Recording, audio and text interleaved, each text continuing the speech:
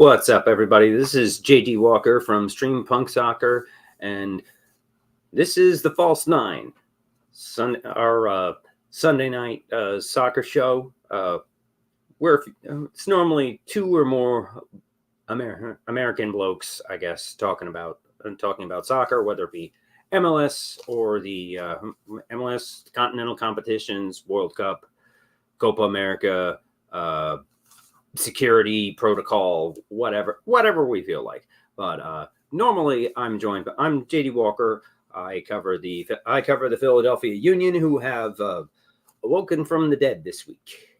And normally I'm joined by Scott Churchson, who covers NYCFC, but due to some weather up in his area, he recently lost power, so I just figured out how to run a StreamYard by myself. So this show might be a little shorter than normal. For any of the viewers out there, welcome. Like and subscribe to us, Stream Punk Soccer on YouTube and our website, streampunkent.com. You see it all on the ticker below us. So, alrighty, let's get started and jump in the comments and feel free to join in. So, alrighty. But let's get started. The Union are back. All it takes is getting your starting goalie and co-captain back. Who would have thought that being down to your third string last minute backup and your fourth string Union 2 goalie, because for some reason the team loaned out their first backup, out to a USL side. I don't remember who off the top of my head, or even what the gentleman's name is. Brandon Craig, I think, might be right. But so the Union are back. We're back with 4-4-2 diamonds. Jim's favorite go-to. We got almost the exact same starting lineup, or at least as close to that starting lineup as we can get these days on Wednesday against the New England Revolution. That granted, New England was missing 5 or 6 starters from international duty and various injuries on their own.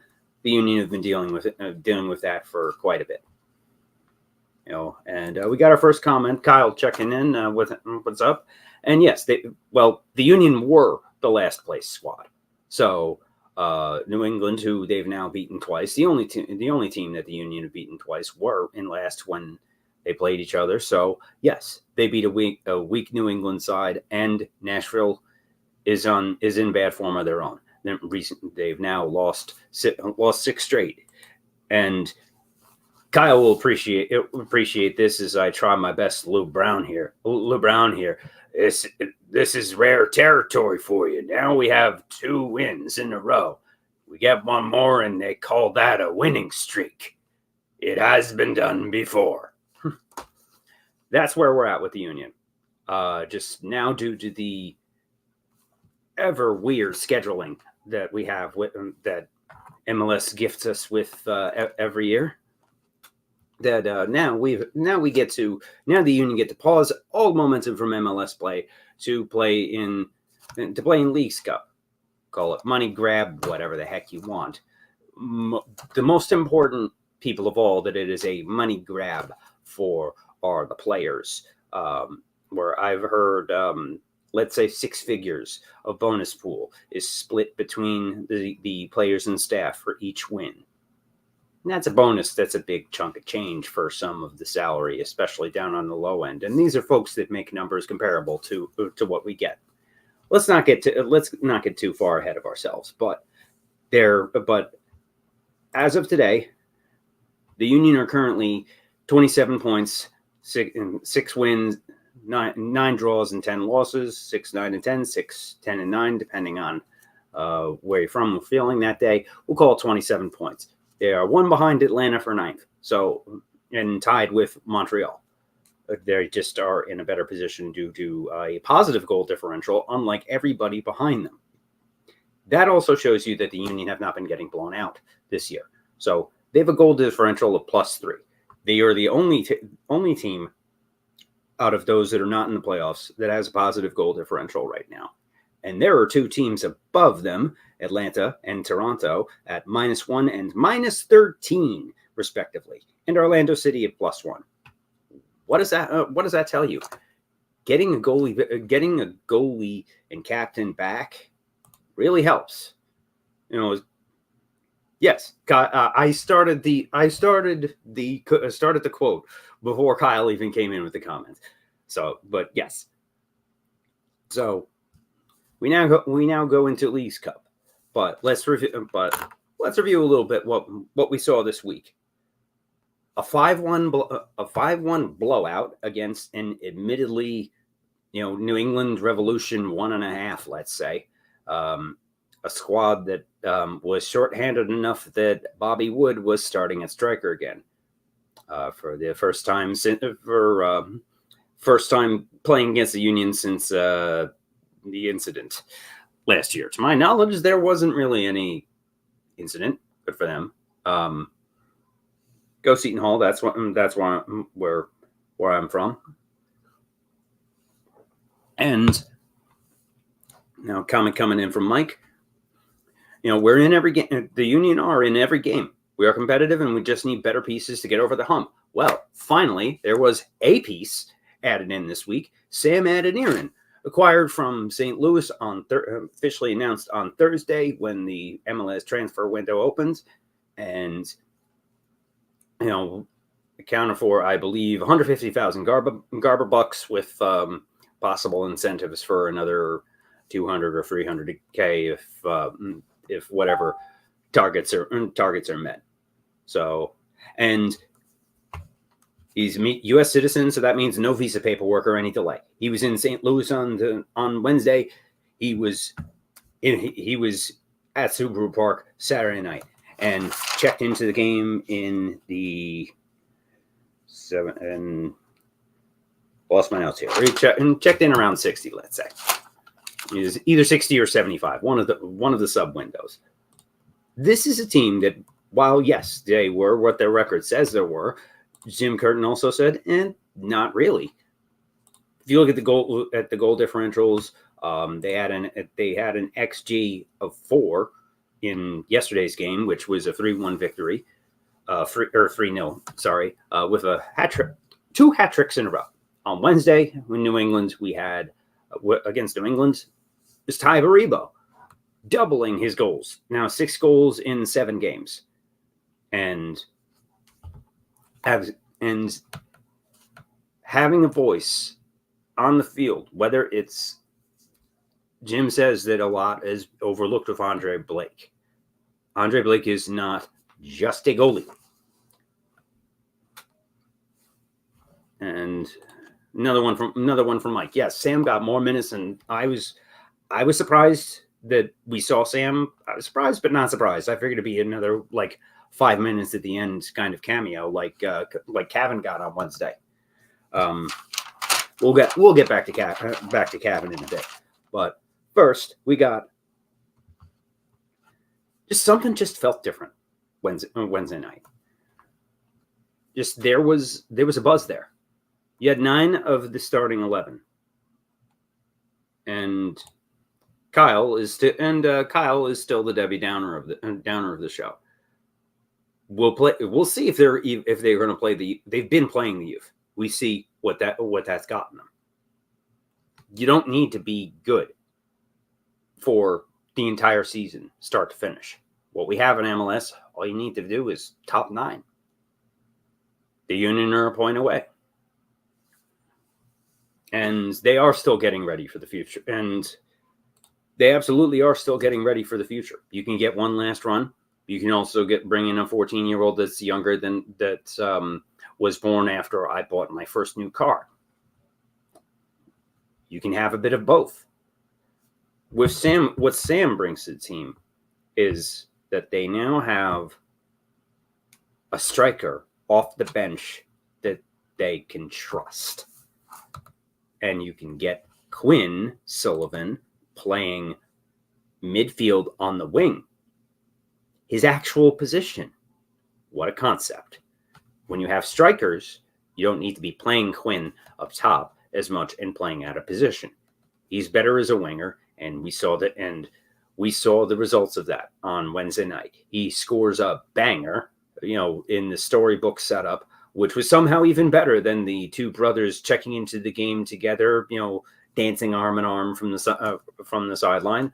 But Quinn scoring a banger and celebrating with Cavan, and then Cavan hops right up and checks into the game, into the 5-1 game at the 85th minute. In a game that Ty Baribo scored a hat trick and everybody forgot about it. The entire world forgot about it.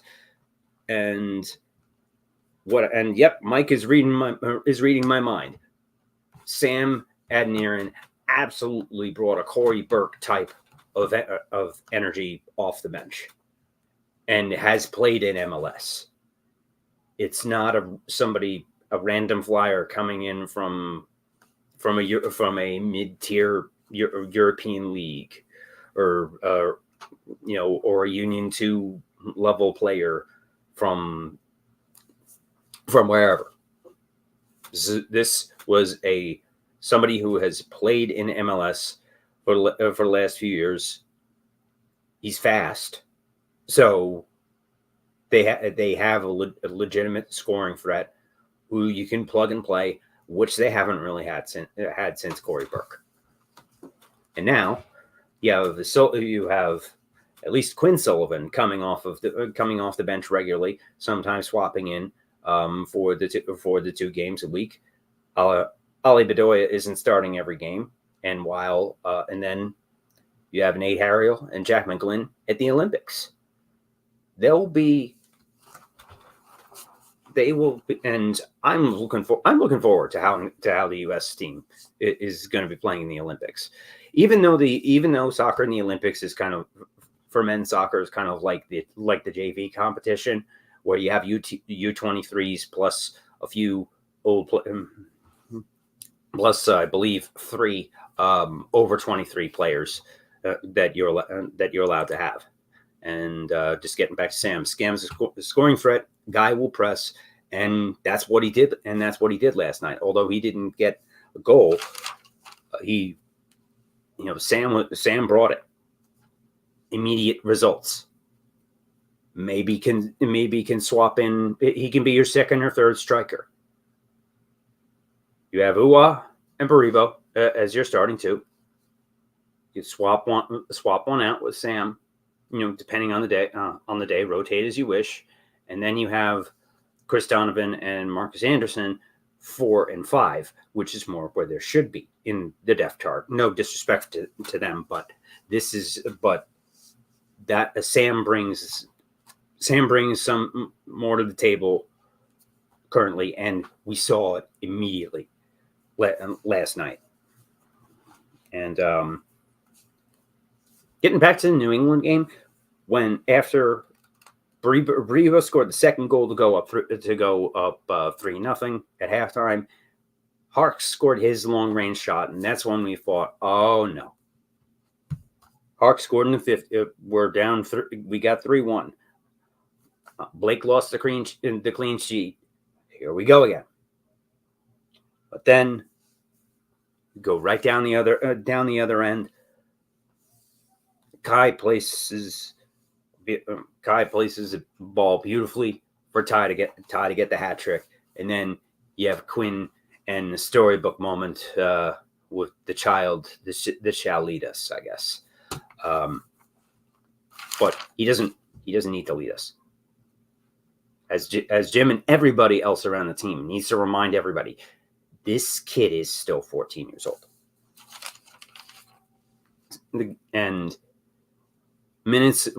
most of the first team appearances are going to be like what we saw the other night. A few minutes at the end of the game. Some opponents are more appropriate for him to come in than others.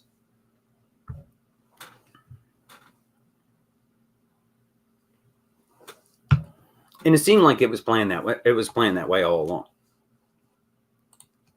Nearly everything about Wednesday's game was was right. It was straight out of 2022. It helped that you had literally 10 out of the same starting 11 for one game. Okay, it's good reset. Back to business. Back to basics. You swap out Bedoya for Sullivan, and Elliott for Lowe. And then in one of the funnier moments I've ever seen in Saturday's game, where Lowe picks up an early yellow card and starts his points accumulation again. And so Jim needs to take him out and put Jack in. And then Jack promptly clotheslines Hani Mukhtar and picks on the first play at the restart right as he checks into the game and immediately earns himself a yellow in about 15 seconds.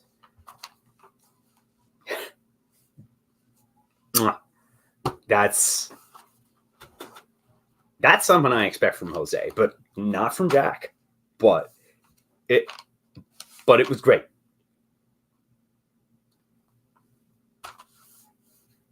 Where are we at going into Leagues Cup? With how things have shaken out, they're in a group with Charlotte FC, who they have not scored a goal against this year, but this team is a lot different.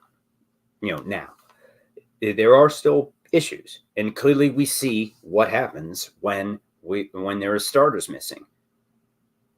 But also remember, this is the first time that there's been a fully healthy OG, Jim Curtin Diamond 4-4-2 lineup since early 2023. Leon Flock was gone for a year through various injuries, and now he does the things that don't show up in the score sheet. Whatever sport you want to think of that as, is basketball, hockey, football, soccer. Those are the types of people that you need on your team, and his heat map shows it. Backs it up, and that brings it. And then sum up Saturday night. Gazdag. Oh, also, I do it this way, but I got myself a Gazdag jersey before the game, and then he went out and scored 3 goals. Guess I made the right choice. Some kind of good karma. I'm not saying I have any reason to do with it or anything. I don't normally do solo shows, so I'm just rolling with it here. But anyway, for those checking in, this is the False Nine on Stream Punk Soccer, where we talk about MLS and other soccer going around in the world. Normally we run with 2 or 3, but my co-host Scott just had power outage at his house, so he's got more important things to worry about with family in the house to deal with. But getting your captain back when he's missed several months from various injuries makes a huge difference. And how the team is playing brings us right back to where we were 2 years ago. We just saw this team blow a 3-goal lead against Chicago. And now we're right back in 2022 again. This is a bit mind-blowing, but we're here for it. All of a sudden, there's hope again. But as they say, it is the hope that kills you. Where are we at for Leagues Cup? In a group of Charlotte, who's been very good. They're only 1 point out of the playoff picture in the completely insane MLS playoff format with 9 teams per conference. I have my issues with that, but just what everybody made fun of last year for Miami picking up the goat and going on the run that they did to League's Cup. They still didn't make the MLS playoffs, but they're in a bit better shape this year. Although whatever's going on with Messi's ankle might put a damper on those things now. And hope absolutely comes from the Andre Blake effect.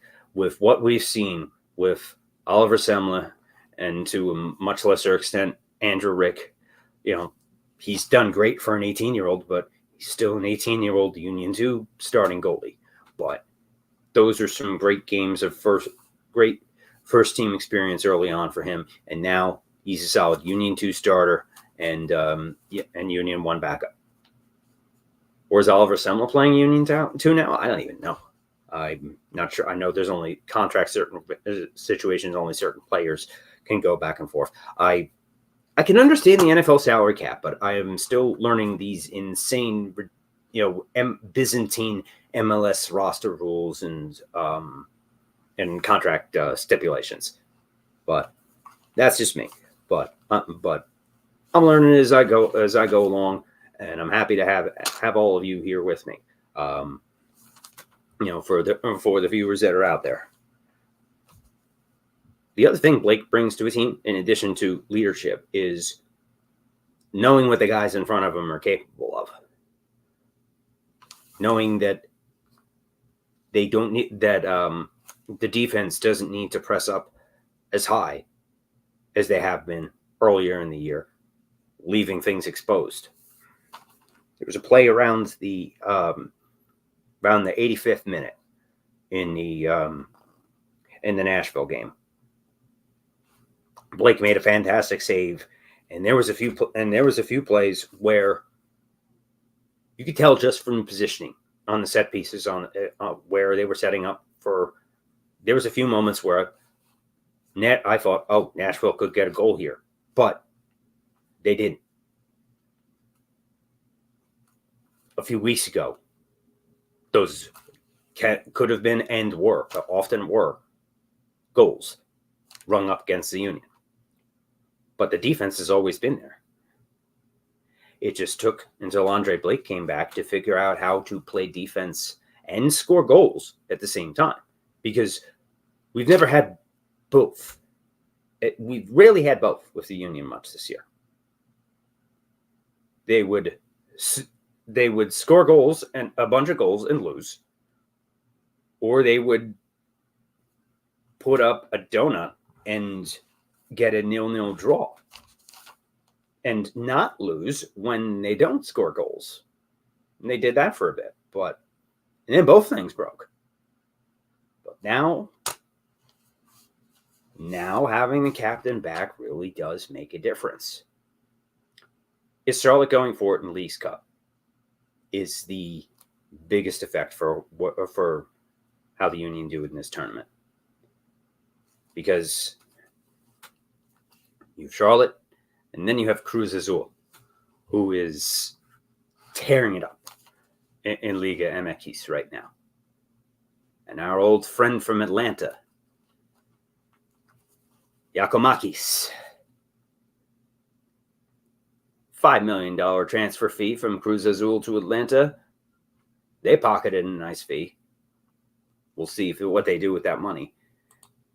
And if the Union win League's Cup, how do the fans feel? I'm not sure. I admit I could go either way. If they win League's Cup, okay, they've clinched a Championship Cup spot for next year. Cool. But also, we don't want them to peak early and then you just go back to crap MLS play. But also, that kind of gives hope for next year. But if they miss the MLS playoffs, that can drive home the point, okay, the team needs to be blown up. But if they do somehow sneak into the playoffs, I also worry about this, Mike, that Mr. Splendeman and the rest of ownership will say, all right, we can make the playoffs and still go on a run for putting peanuts into this team. But a good run in League's Cup, it means money for the players. League's Cup is the only way currently for the team to get into CONCACAF Champions Cup next year. Absent them going on a run and winning MLS Cup, which we would take it. But I'm not really sure. I'm right now at the point where I'd be equally okay if the Union didn't make it out of a very tough group with Charlotte and Cruz Azul. And they had a few weeks to kind of, hit the reset button, start all over again, and then go on a 9-game rush and see what happens. But also, that just sets up more complacency. Oh, we don't really need to add more players or put more money into this team. We can keep doing this. Moneyball only works for so long. There's Oakland A's potential here if things get bad. Right now, they're trying to be the Tampa Bay Rays, and that's what they have been. But just like the Tampa Bay Rays, they came just this close to a championship and fell short. Maybe that might have had something to do with when you need fresh legs off the bench in extra time, and LAFC puts in Gareth Bale. And then the Union put in a kid from Drexel. Chris Donovan is a nice kid. Really like him. But not what the Union needed in that moment. But, yeah, Mike and I are in a similar spot. Take the downtime and heal. Make a strong push. Bum rush it in the last 9 games and see what happens. I would rather do, from on-field standpoints, I would rather see that than winning Leagues Cup. But also, if it's a Leagues Cup run and then they bring home a trophy that way, is it a star on the crest? Is it a star on the crest? No. I want that star. I get pissed off when I see that star on NYCFC's uniform and the one on LAFC. One or both of those should be here. Okay, 2023 was a blip, and 2024 so far up until this week has been a disaster.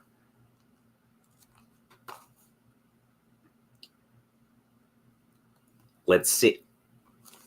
My personal thoughts, I'm thinking we see Charlotte 2 next week. And we'll see what happens in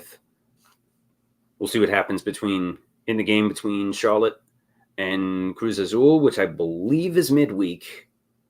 And then on Sunday, the 4th, the Union play Cruz Azul.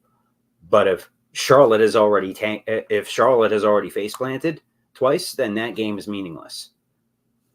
I also will say this. I don't want to see Captain Sullivan anywhere near Cruz Azul. Liga MX teams play like the NBA in the 90s. You need the enforcer. You need Jose Martinez or Damian Lowe to protect that kid. But I don't know if you can do that. They will eat. Part of me wants to see it, but I'm also afraid to see it. And MLS Cup and CCC mean the most, respectively. Yes, the MLS Cup is a star. Although, from a soccer trophy achievement, a Continental Cup trophy is better than a league trophy. But you can always say the league trophy until you win MLS Cup. Folks in Philly know this better than anybody else. Until you get that star, none of it means a damn thing. And it's also, when you have only a few seconds to get fans' attention span, trying to explain the multiple tournaments in the same season goes over a lot of people's heads. But I try to help with that here I can. But we're about 30 minutes in, and this is the False Nine, Stream Punk Soccer's weekly Sunday night chat. I'm running solo due to lack of power and co-hosts tonight, but I wanted to see if I could roll solo but I haven't done a solo show in a bit, so I've managed to hopefully not. I've managed to keep a few viewers in. I see a number that isn't zero. Got Mike and Mike, Kyle, and a few others in the comments. Thanks for everybody. Like and subscribe to our channel, to all of our socials that are on the scroll below there. I think Cruz Azul and Philly probably get out of that group. Only because I don't think Charlotte is going for it. And I could see them just throw out their backups and the Union take advantage of that. That is the preferred path. Because I don't know, because if you need those points against Cruz Azul, and both teams need those points, I'm not so sure about the Union's chances there. I don't think it'll be Pachuca bad, but I do not want to be in that place. Get the win against Charlotte and hope Charlotte face plants against Cruz Azul. That takes away the meaning of that third game. Don't put the 14-year-old kid anywhere near the Liga MX players that will probably take his head off at the first opportunity. I know if they do so, then probably Jose Martinez just will draw and quarter the player right in the middle of the field.